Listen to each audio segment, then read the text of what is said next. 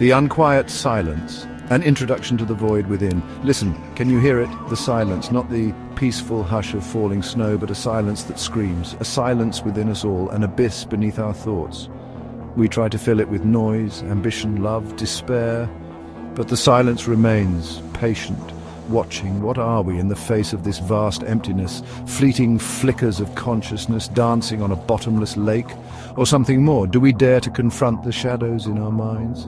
The journey inward is not for the faint of heart.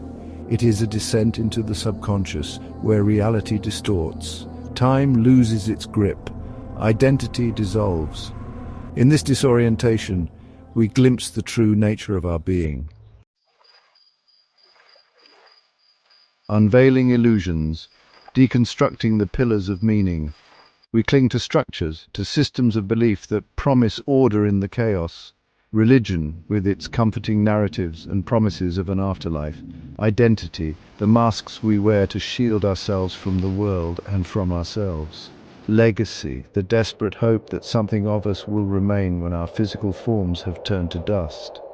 These are the pillars upon which we build our fragile sense of meaning. But what if these pillars are nothing more than elaborate illusions, carefully constructed to keep the abyss at bay? What if the stories we tell ourselves about who we are, why we are here, are nothing more than whispers in the dark, desperate attempts to deny the encroaching silence? The descent continues. We delve deeper into the labyrinth, the path illuminated only by the flickering light of our own fragmented consciousness. Familiar landmarks, love, ambition, fear, morph and twist, their forms becoming increasingly grotesque, their meanings elusive. The ground beneath our feet, once solid, now crumbles into an endless chasm, and still the silence beckons. Echoes of the abyss, facing the darkness within the self. There is a darkness within us all, a place where memories fester and wounds refuse to heal. It is here, in this desolate landscape of the soul, that we encounter the true face of the abyss. Not as an external void, but as an intrinsic part of our being. We are forced to confront the ugliness within ourselves, the pettiness, the cruelty, the capacity for violence that lurks beneath the carefully cultivated veneer of civilization. The realization dawns. We are both the monster and the victim, the tormentor and the tormented. There is no escape from this duality, no absolution to be found in the depths of our despair. And yet, even in this terrifying self-reckoning, a strange sense of liberation begins to take hold.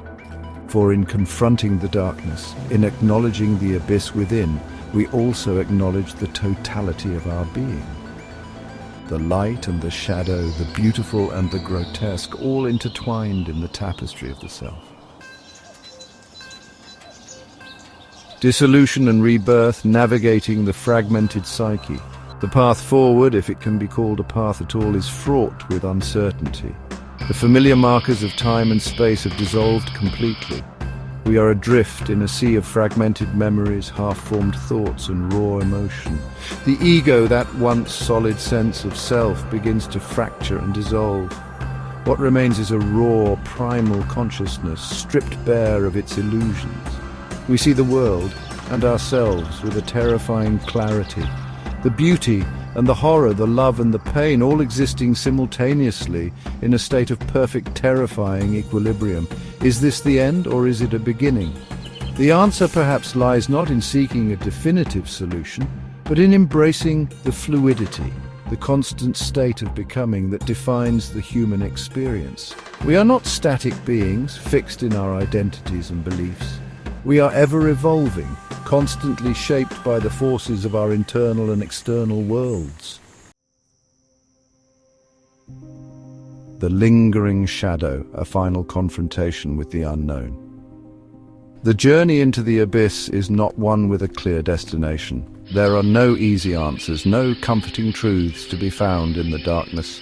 But in the absence of certainty, there is a profound sense of possibility. We emerge from the depths forever changed, haunted by the echoes of the void, yet strangely invigorated.